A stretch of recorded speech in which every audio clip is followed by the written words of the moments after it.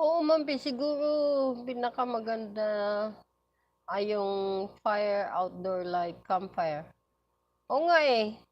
Pero nung nag-camp kasi kami, nung nag-camping kami, umaga eh, hindi naman ako nag-ano sa kanila, hindi ko pinayagan mag-overnight.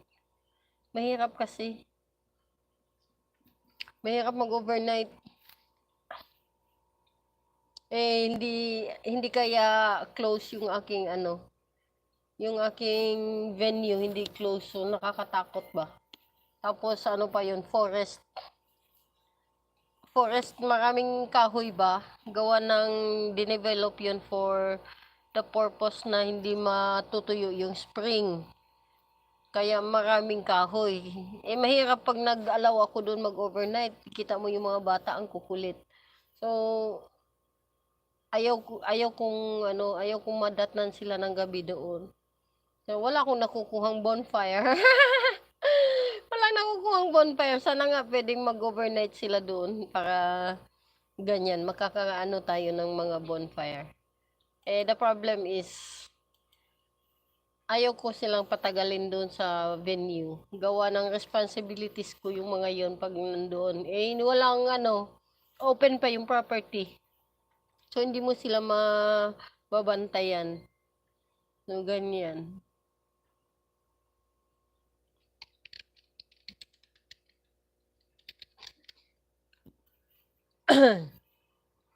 Yan. Anong oras premiere yan, Tito Jun? Maya pa ako pupunta sa'yo. Nandito pa ako kay Jerry Alin. JL66.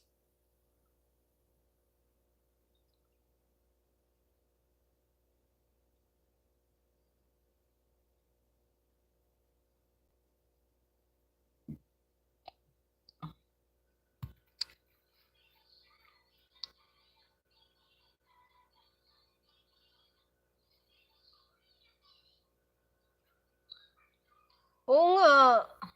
Bukas pa pala.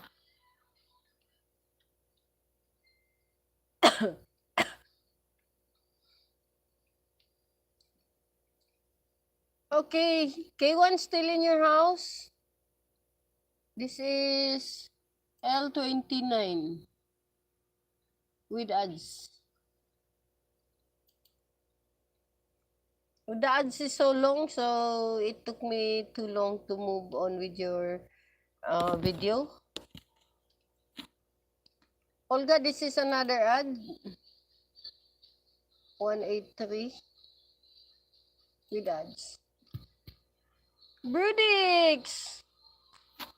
Musta, Brudix?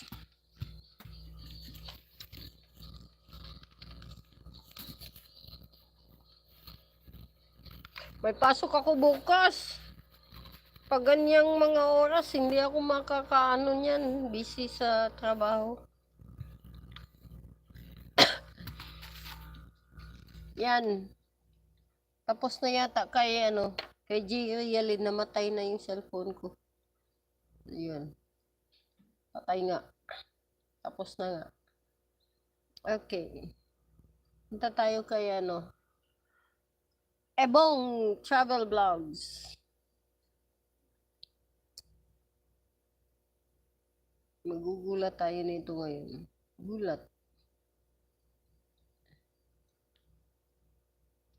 Steven, thank you so much.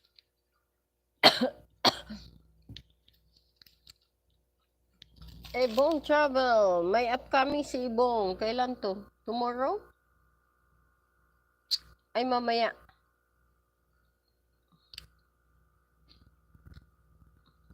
Highlight 5 minutes.